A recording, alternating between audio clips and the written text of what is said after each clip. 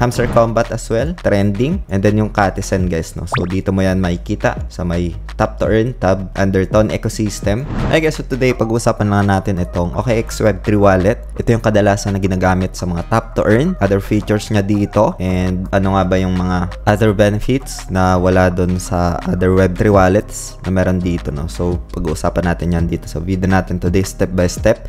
Pero bago tayo dito mag-start, kung hindi nyo pa na-like tong video na to, please like this video first. Subscribe yung YouTube channel natin, turn all the bell icon para ma-notify kayo dito sa mga updates natin na ginagawa sa ating YouTube channel guys. So, dito tayo ngayon sa dashboard nitong si OKX Web3 wallet. So, meron ako ditong BTC. Ayan, close muna natin dito. Makikita natin guys na sobrang daming supported networks, no? So, itong Web3 wallet app na ito guys is meron ding mga featured airdrops, no? As we can see here, supported din ito ng hardware wallets. Marami din dito mga campaigns na pwede kang maka-earn. Like for example, this one. At pwedeng paghatian yung 50,000 in USDT, no? So ngayon ituturo ko rin sa inyo kung paano to puntahan. So like nandito tayo ngayon sa home, and yung official link na ito guys, pwede nyo puntahan. Ilalagay ko na lang sa description ng video na ito para papuntahan nyo.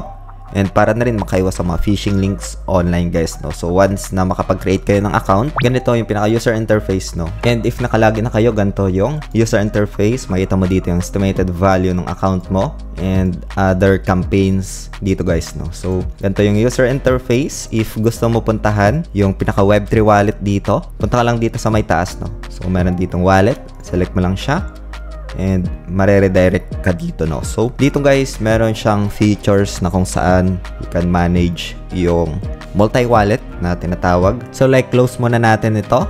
Tapos dito guys, meron akong wallet A, account 01.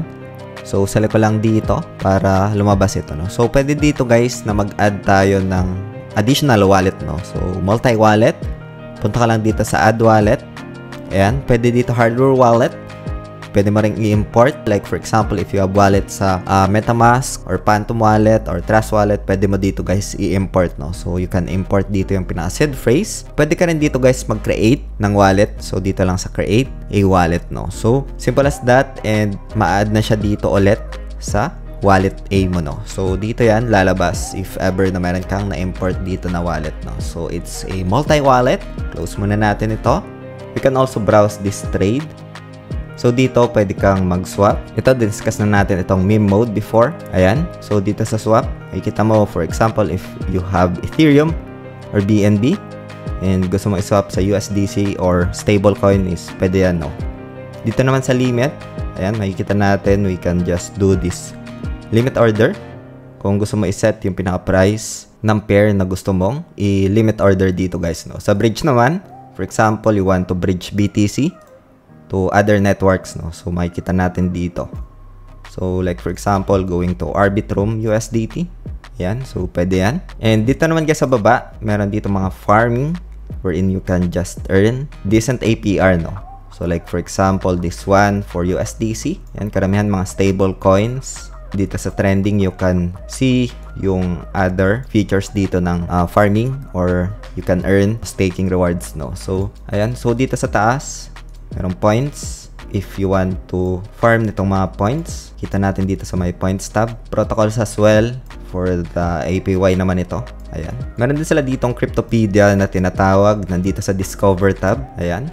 And then dito sa taas merong decentralized application. Meron dito mga potential airdrops and NFTs. Also Ton ecosystem sa mga top turn as mentioned kanina. Cryptopedia naman, makikita natin dito yung mga available na pwede nating salihan at pwede tayo dito makapag-earn ng kanilang tokens, no? So nandito lang yan sa Cryptopedia tab nitong si OKX Web3 wallet. Integrated na rin ito guys si Web3 wallet sa kanilang exchange, no? So punta lang tayo sa home, close muna natin to, and then dito sa exchange, ayan, so cross-chain na ito, no? Like for example, if you want to receive galing dito sa exchange papunta dito sa pinaka-wallet mo is seamlessly na pwede mong gawin, no? So dito sa receive, pwede mong i-send papunta sa exchange is that pwede dito guys, no? Meron din ditong more wherein you can farm yung points, ayan, and earn ng rewards dito guys, no? So andito siya, and for now supported ito ng over 50 chains or blockchains to. Like, for example, BTC, Arbitrum, BNB, Sol, TRX, and Matic. Marami pang iba dito. So, makikita naman natin yan dito sa all networks, guys, no? Okay, so dito naman, as we can see, meron tayo ditong assets na 2,811. So, sa BTC yan. Like, for example, gusto mo sa Arbitrum, pwede naman yan. Select mo lang. And then, you can see itong receive, no? Pwede kang mag-swap dito directly. Pwede kang mag-bridge as well. And if ever man na nakapag-earn ka dito ng points or airdrop, pwede mo rin ito i-send, no? Pwede mong i-send papunta sa pinaka-wallet address or pwede doon sa address papunta sa exchange wallet mo, guys, no? So, like, for example, back mo lang ito. Tapos back. Close mo lang. And then, punta ka lang dito sa exchange. And select mo lang itong assets. And like, deposit crypto. And then, for example, Arbitrum. Ayan. And then, lalabas na dito yung pinaka-Arbitrum wallet address mo. So, pwede mo ditong isend yung pinaka-rewards mo, no? So, back mo lang dito, tapos back. And then, pwede mong exchange yung Arbitrum na yon into USDT and i-withdraw papunta sa e-wallets, no? So, punta ka lang dito sa Home tab, P2P Trading. Marami dito, pwede sa e-wallets, Gcash, bank accounts, Paymaya, etc. Sa mga e-wallets, no? So, easy as that. And let's go back to wallet. Ayan. So, ngayon, pag-uusapan naman natin dito kung paano mag-add ng tokens. So, dito, slide lang natin papunta sa taas. Ayan. Pwede tayo ditong mag-select ng additional tokens or mag-add, no? Dito lang sa Manage Crypto ito. Select lang natin. Tapos, like, for example, add natin itong si Omega Network, ito. Or itong si Ton. So, select lang natin itong plus. Verify to add. And then, ayan. And then, okay. So, makikita na natin ito doon sa ito. So, na-add na siya dito. Simple as that. Okay, guys. So, pag-uusapan naman natin dito yung how to buy and sell ng NFT. Kung ikaw ay isang artist, pwede mo dito gawin na. So, punta lang dito sa may marketplace. Ayan, meron dito mga drop events. Mga airdrop. Makikita natin dito. Allow list and airdrop. NFT mint. Sa may drop tab ito, guys, no? Sa drops sub nitong marketplace. So, ngayon, punta ka lang dito sa NFT. And, meron na ditong option na pwede mong ibenta, no? Ito. You can also create dito ng NFT. Like, for example, select muna natin ito. Just an example lang. So, meron ditong mga listing price, no? Ito.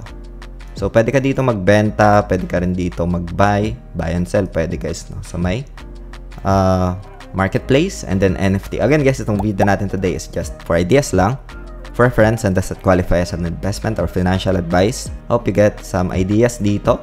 And kung meron kayong mga questions, feel free to ask lang dito, guys, no? So, more than 20 chains yung naka-integrate dito. Kasama dyan, BTC, NFT, Ethereum, Matic, Solana NFT is available dito, guys, no? So, easy as that for the OKX Web3 wallet. And sa pag-participate naman dito, guys, sa airdrop is that dito lang sa marketplace. Punta ka lang dito sa drops. Meron ditong mga available airdrops, no? Ito, like, for example, allow list and airdrop. Select mo lang ito. So, available na ito. Nandito yung pinaka-easy steps. Ayan, sa may task. Basic lang. Like, for example, ito, kailangan meron kang pinaka-BTC. Follow mo yung mga socials nila dito, no? And then, let's go back. Pwede mong isort yung all. Ayan. So, dito mo lang yan makikita. Meron din dito, guys, sa may discover, no? So, dito, meron silang mga airdrop din na pwede mong salihan. Like, for example, itong eligible airdrops and NFT mints. Sa Ton ecosystem, makikita mo dito. So, like, select mo lang ito. Ayan. Itong OKX Razor. Hamster Combat as well. Ayan. Trending. And then yung Katizen, guys, no? So, dito mo yan makikita sa may Tap to Earn tab under Ton ecosystem. Dito sa Discover, guys, no? Ito. So, ganun lang. Meron lang mga simple task na kailangan mong sundan, no? So, like, for example, this one, yung merong price pool na 50k in USDT. Ang daming mga features dito guys, no? Like for example, sa marketplace, you have this NFT. Pwede mo makita dito inscription as well. Like yung sa mga ordinals sa BTC. Ito sa Atomicals is for the atom. So, ang dami dito guys, no? Ayan. Dito rin sa runes. Makita natin dito yung sa runes market. Sa drops, which we discuss. Yung pwede nyong salihan with simple task. And pwede kang makapag-earn dito ng NFT or USDT na rewards, no? And meron din sila ditong yield aggregator na tinatawag. Ayan. So, nakasort na from stable coins, trending, latest, V3 pool, or yung LSDFi, yung points and protocols, no? So, makita natin yan dito sa may DeFi, ayan, marketplace, and other features pa dito, no? So, sa Discover, meron din sila ditong pinaka-decentralized application explorer wherein we can see different chains, no? Solana, Staking Zone, Blast Ecosystem, mga L2 exploration like Base, Linea, Manta, Starknet, and marami pang iba dito. Yung mga trending na GameFi ay makikita natin dito as well as yung mga news, no? So, it's very comprehensive gamit itong Web3 wallet app na ito. Meron din ditong sariling blockchain explorer. Punta lang tayo sa home. Like for example, history, view in browser. Like for example, kay Ethereum. So, select lang natin to. Ayan. So, okay link yung pinaka-blockchain explorer dito guys, no? So, you can check your address, mga transactions, TXHash, makikita natin dito, no? So, let's go back.